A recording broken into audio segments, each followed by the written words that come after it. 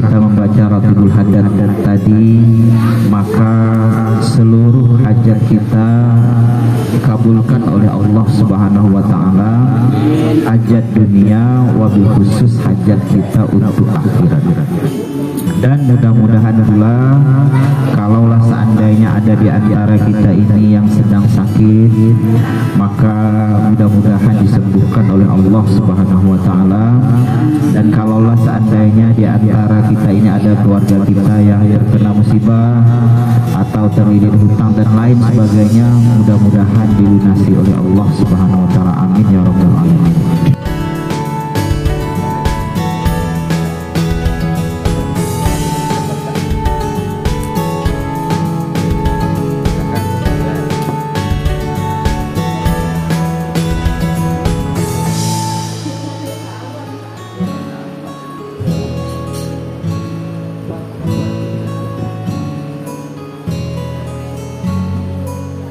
Lambat Pak nyatanya, Pak. Ada bubar semua. Sholat itu berbedakah dengan sembahyang? Sholat dengan sembahyang itu berbeda tetapi sama. Ini titik awal dasarnya Bapak Ibu. Sholat dengan sembahyang itu berbeda tetapi sama. Apa maksudnya? Berbeda dalam pemahaman, sama dalam pelaksanaan. Hukum qalbi itu dua isinya. Yang pertama niat, yang kedua tertib.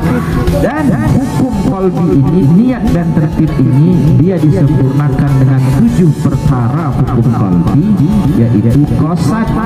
Yang pertama qasad, yang kedua ta'arat, yang ketiga ta'yin, yang keempat ihram, yang kelima mi'raj, yang keenam munajat, dan yang ketujuh sabti.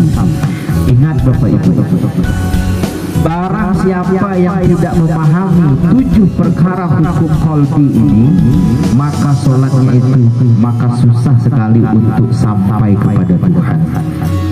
Orang yang tidak memahami tentang hukum qalbi, khususnya 7 perkara yang dibuat oleh para ulama untuk kita sampai kepada khusyuk yang sebenarnya tersebut, maka kalau orang tidak paham dengan hukum qalbi tersebut, maka susah sekali untuk sampai sholatnya itu kepada Tuhan. Kata para ulama menyebutkan bahwa sholatnya itu gagal secara hakikat kalau seandainya dia tidak mengerti dengan hukum qalbinya tersebut. Dan Bapak Ibu, satu satu berita yang cukup menyakiti hati kita juga, ternyata orang Islam sendiri banyak yang tidak memahami tentang perkara hukum qalbi. Kalau hukum qauli kita sudah buat. Hukum qauli itu apa? Takbiratul ihram, sudah itu baca surah Al-Fatihah, baca tasyahud akhir, sudah itu baca selawat Nabi, salam ke kanan, itu rukunnya, ke kiri itu sunnahnya. Itu kita sudah buat. Syaratnya apa? Mesti sampai terdengar di telinga kita. Jadi kalau Bapak Ibu sholat, Allahu Akbar. Kalau sholat zuhur, asar, baca Fatihahnya dalam hati, sholatnya batal.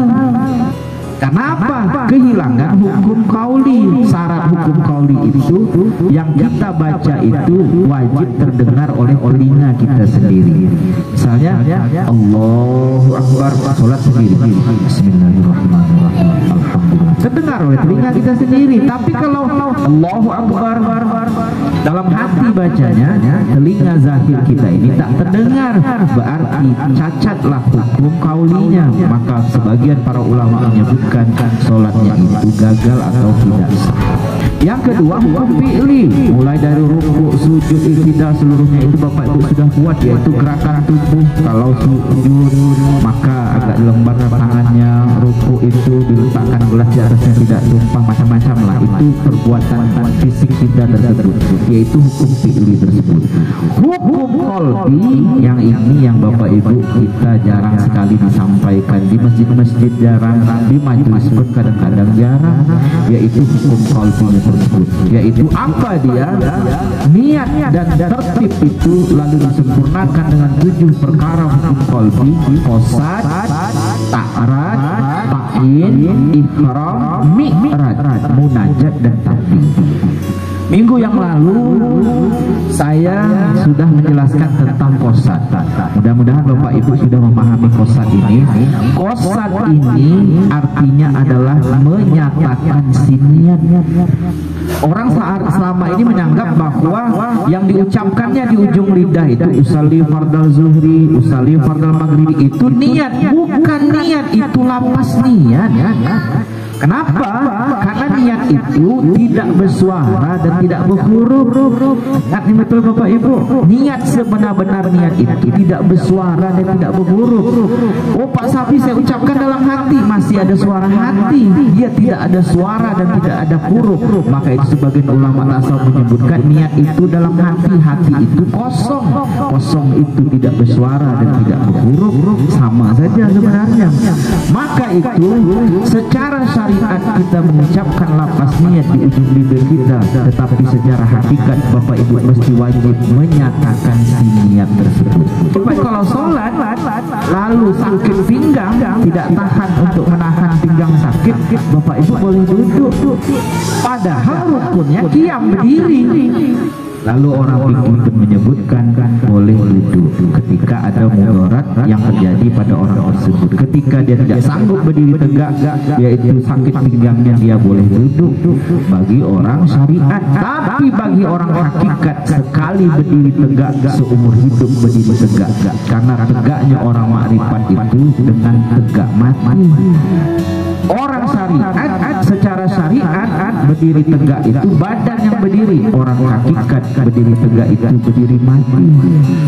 Maka itu anggota sunnah itu boleh tidak ada kalau kita sembahyang, tapi anggota wajib tidak boleh tidak ada. Contoh misalnya ada orang langgar, tangannya hilang sebelah. Tangan ini anggota sunnah, tak ada, dia tidak menggagalkan orang itu sholat, tetap wajib sholat dia. Kenapa? Karena tangan ini anggota sunnah. Kalau Bapak Ibu tidak punya tangan, tidak punya kaki, tidak punya mata, wajib masih melaksanakan sholat. Kenapa? Karena tangan, kaki, mata itu anggota sunnah. Tapi anggota wajib itu yang tidak boleh tertinggal dalam sholat tersebut. Anggota wajib itu adalah anggota ruh tersebut Bapak Ibu. Ya.